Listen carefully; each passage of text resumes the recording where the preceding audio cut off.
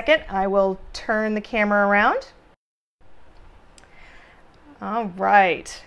So, hi everybody. My name is Erin Elizabeth Wells. This is officially my second scope.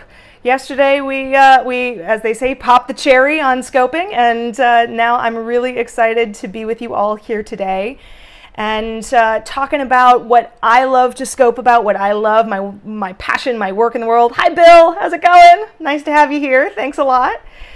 My passion, my work in the world is intentionality, productivity, and how to make sure we're getting the important things done. Essentially, I work with high achievers and help them move from exhaustion to excellence. That's what my work is all about. So if that sounds like something that you're interested in, you might want to make sure to follow me so you catch not just this scope, but scopes in the future. If you tap, I think it's over there for you, tap down there and the little person, the little number of people, and you'll be able to follow me and follow me for the future so that you can hear more scopes on various things related to productivity. I love to talk about calendars. I love to talk about tasks. I love to talk about how to be effective, how to make sure you're getting the right things done. And I've been in the organizing and productivity industry. Hi, pressing in, pressing on. How's it going? Thanks for the hearts, guys. Love it. I've been in the organizing and productivity industry for over 12 years now. God, it's hard to believe. But I've worked with a large range of people, from senior executives, CEOs, C-level executives, where I've been spending a lot of time for the last couple of years. Hi, Starla. Thank you for reminding me of your name. I appreciate that. I know I saw you on Perry Girls, so I appreciate the love. Thanks for the hearts. Thanks for the support.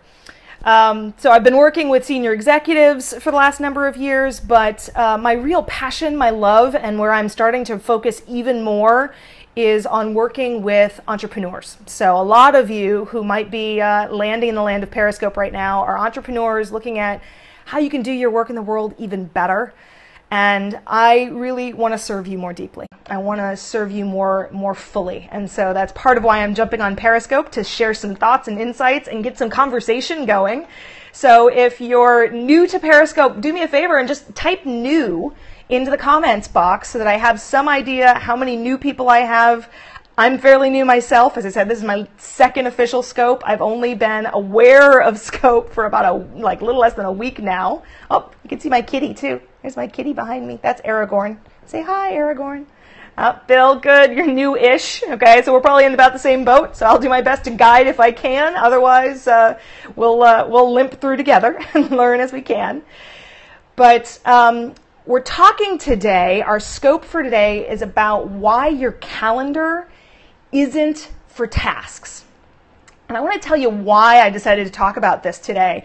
A bunch of years ago, I was working with an entrepreneur, and she was part entrepreneur. She had a part-time business and a part-time professional job, and she had gotten into this habit that somebody along the way had suggested was a good idea of putting her tasks right into her calendar, like as either all-day appointments, or sometimes she'd try and stick them in between things. And what ended up happening is a lot of times she would plan to do something on a specific day, and she'd end up with these days where there are 10 things for her all-day appointments, and then she'd only get 3 of them done. And the next day would happen, and she'd either have to sit there and drag it from the first day on to the next day in order to move it from day to day to day. Have any of you ever been there? Thank you, Bill. Yeah. Okay. Is this a familiar story? So dragging it from day to day. Thanks for the hearts. I appreciate it. Dragging it from day to day, or they end up on a day 3 weeks ago, and they're just persistently overdue, and she ended up forgetting about some of them because they happened a long time ago, and she never moved them. And it was watching her, this system she was using of doing this, that made me realize just how completely non-functional this was. So when I use my thank you, Terry. Yeah, isn't that true? So we've definitely, you've seen it before, right, Terry? It's when you're doing it, whether you're doing it on a paper planner or you're doing it digitally on like Outlook or Google Calendar, whatever, you're sticking those tasks in on the calendar, and then if they don't, okay, thanks, Bill, you're in Outlook, that's great. If you don't get them done, then they kind of like they're hanging out there, or they're like whining at you because they're overdue.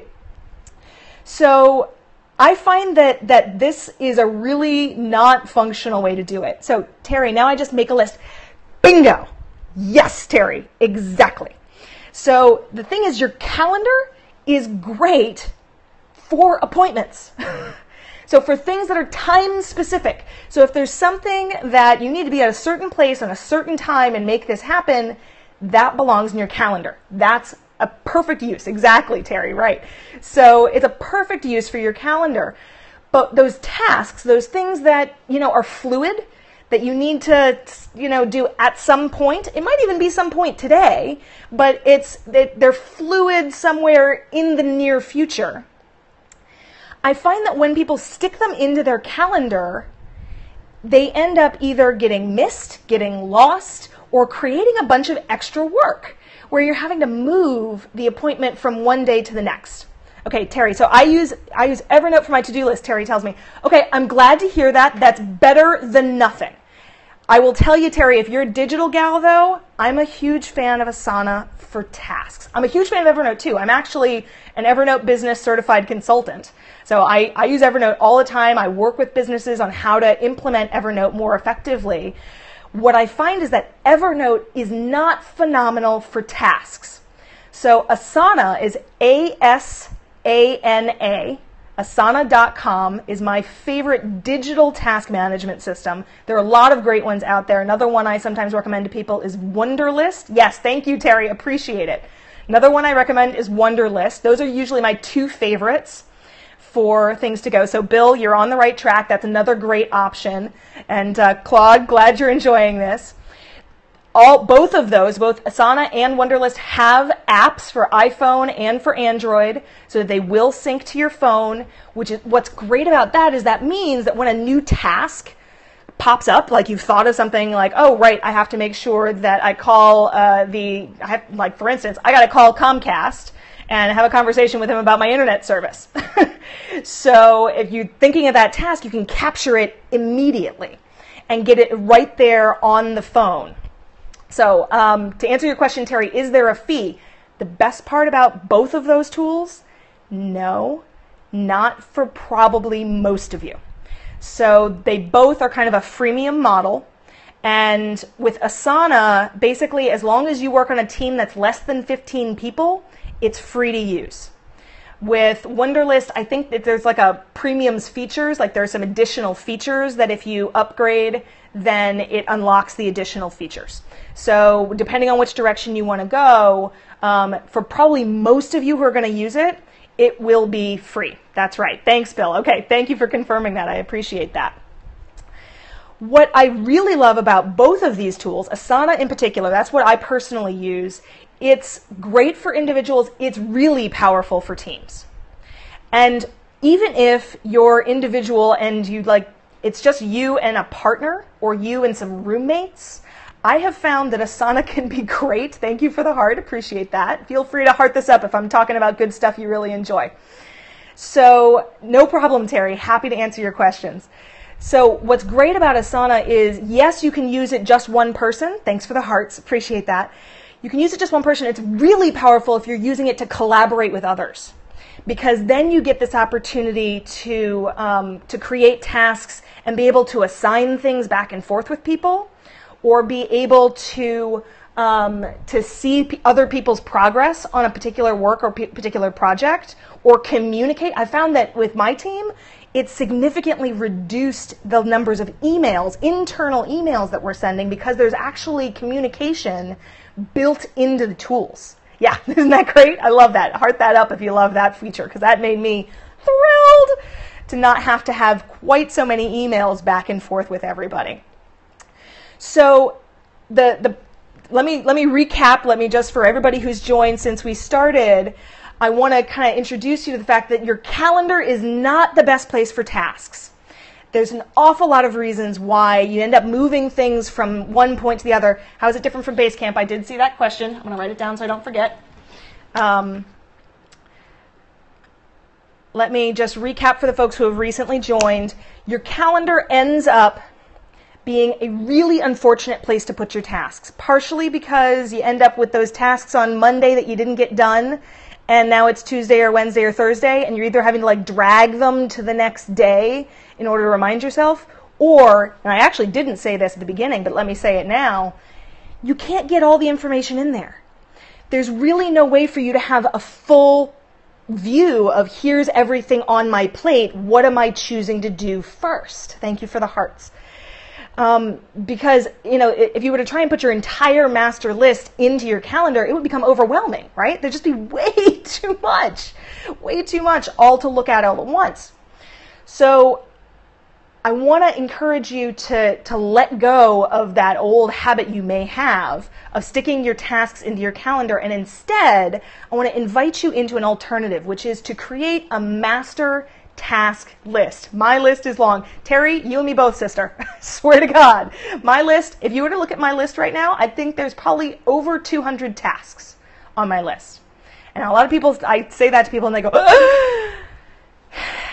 some point in time in the future, I'm going to talk a little bit more. I'm going to do a scope on mindset shifts, because I can tell you that there's over 200 tasks on my list, and that doesn't faze me in the slightest, because I know that summer doesn't help this carpool. Yeah, girl, I understand. Summer's got a lot of us going.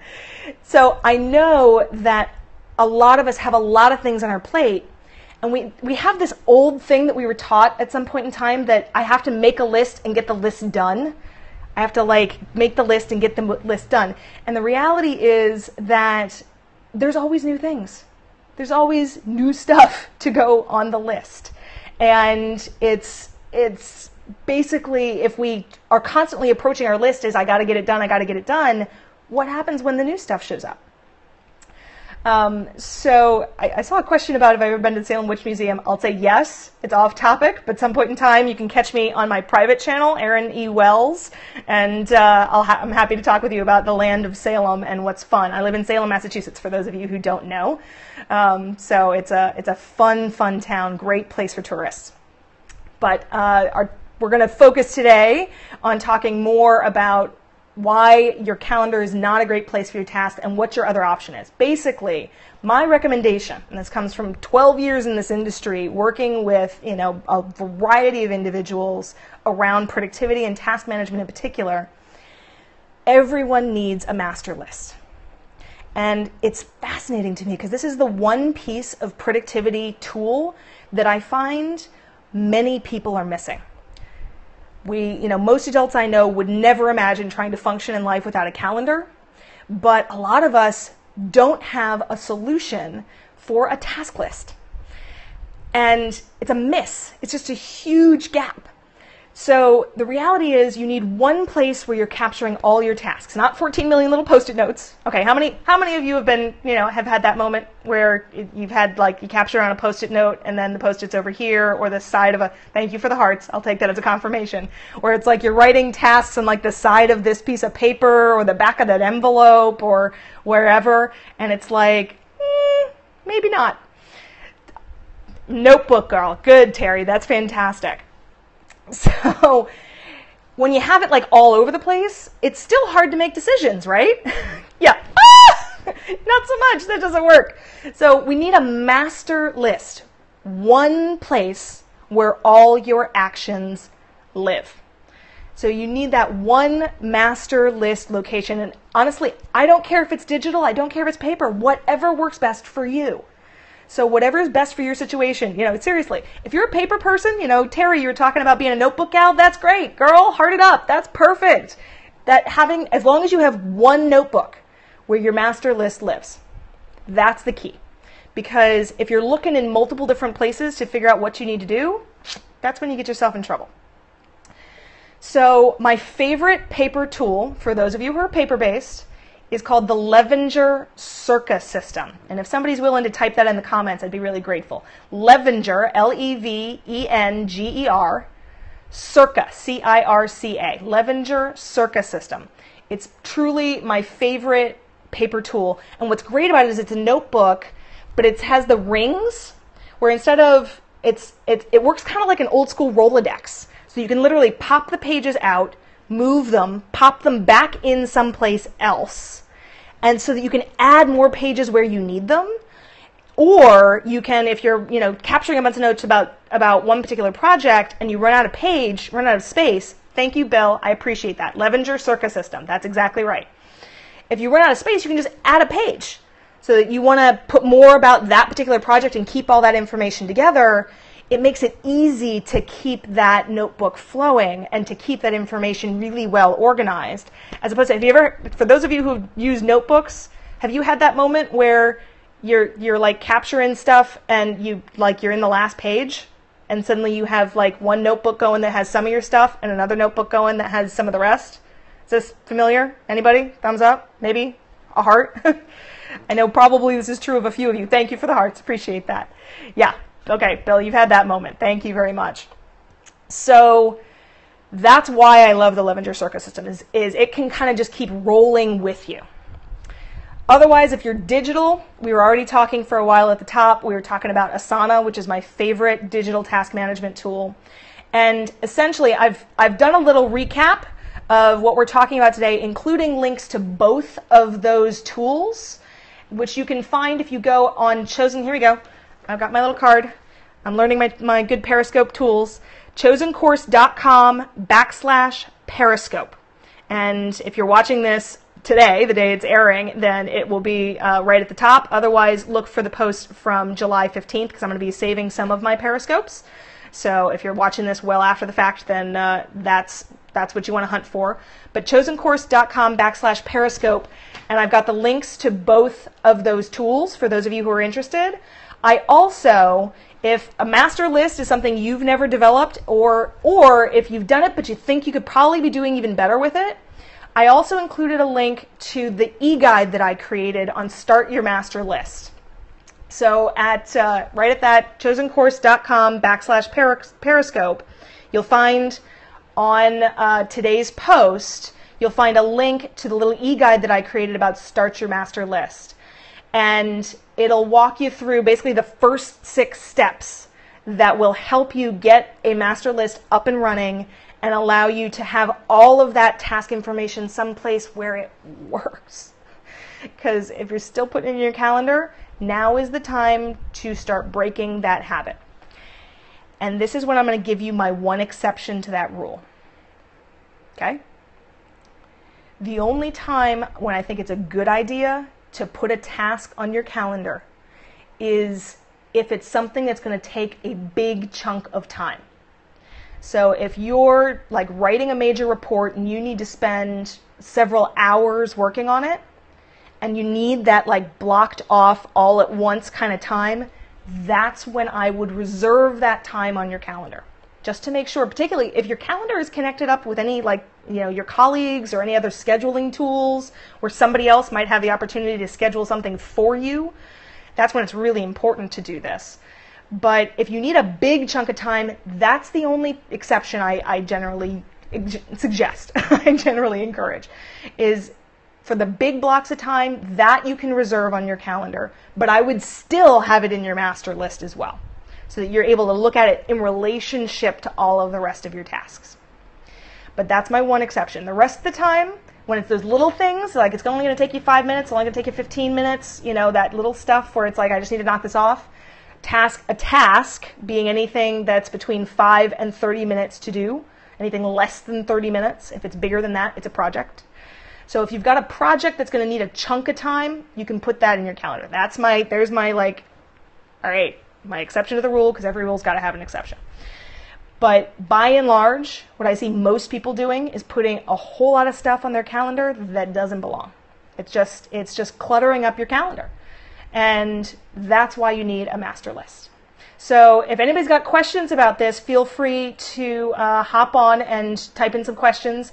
I know Terry and Bill, thank you both for playing along with me. And so logical. Well, thank you. I like to think that what I'm talking about makes some sense. I've been doing this for a while, so I'm glad that I can support you guys in improving these skills. And I really would love to have you, if you're looking to get started with one of these tools, whether it's paper or digital, that Start Your Master List eGuide is going to be a huge benefit to you. It's going to really, it's got the information about the different tools.